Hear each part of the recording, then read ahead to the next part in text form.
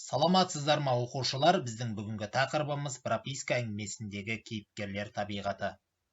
Сабақтың мақсаты әдеби туындыдағы кейіпкердің типтерін тек тұрғысынан сипаттау. Кейіпкер дегеніміз көркем шығармада суреттелетін оқиғаға қатысушы адам, әдеби образ.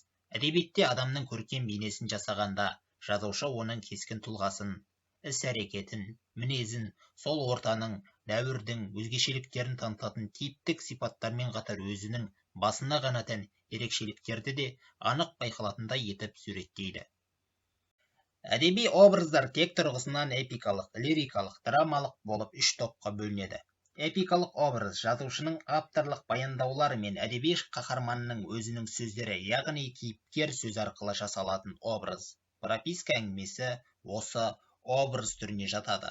Лирикалық образ сыршыл өлең жырлардағы ақынның өз бейнесі, оның ішкі бітімі, сыры мен сезімі.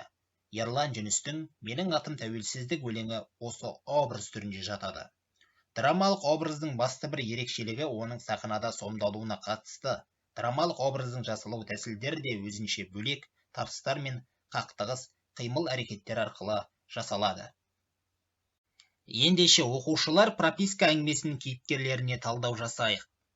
Арқат 20 ғасырдың екінші ширегіндегі қазақ жастарының болмысы мен бейнесі топтастырылған кейіпкер. Жазушы қалада жұмыс жасау үшін пропискаға отыра алмай сандалған жас жігіттердің проблемасын бір адамның бойына жиыстырған. Сондай-ақ езгі мен тепкіге көнбейтін олардың адуынды мінезін Арқатта желтоқсан оқиғасына қатыстыру арқылы шебер суреттеген. Асқар Алтай басты кейіпкерге әдейілеп сипаттама бермесе де, біз оны іс-әрекеттер мен монолог диалогтар арқылы түсініп тани аламыз.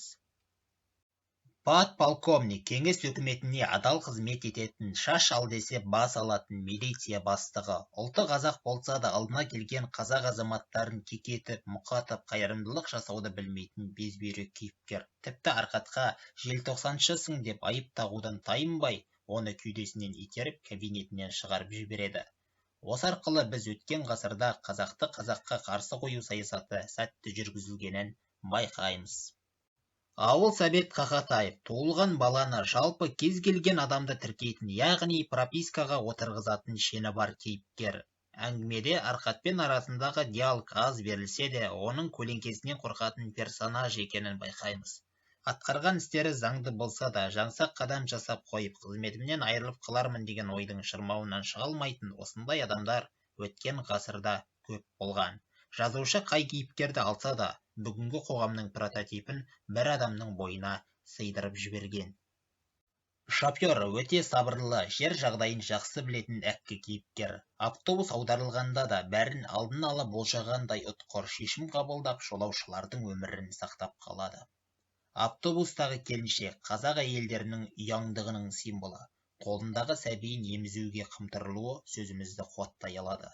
Ендеше мәтінге көз тастап көрейік. Келіншек іштегілердің ұры көзінен қысылып, қымтырылып баласын емізді. Жас балалы әйел жылаған сәбиін емізіп алуға жолаушылардың орындарына жайғасуын күтті.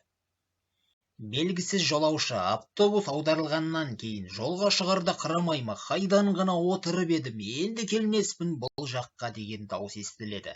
Жазушы жалпы қоғамда кінәні өзінен емес, өзгеден іздеуге тырысатын, басқаны айыптағысы келетін адамдардың қай дәуірде де барын айтып отыр. Үш жолаушы, кемедегінің жаны бір деген қазақы нақылдан кері кетіп, боранды түнде үсіп өлетін үшеудің бейнесі асық шешім қабылдайтын адамдарға ескерту ретінде алынған. Оқушылар, біз прописка әңгімесінің кейіпкерлеріне талдау жасап болдық. Енді өзіңізге ұнаған кейіпкердің біріне хат жазасыз. Көлемі 35-40 сөзден аспауы шарт.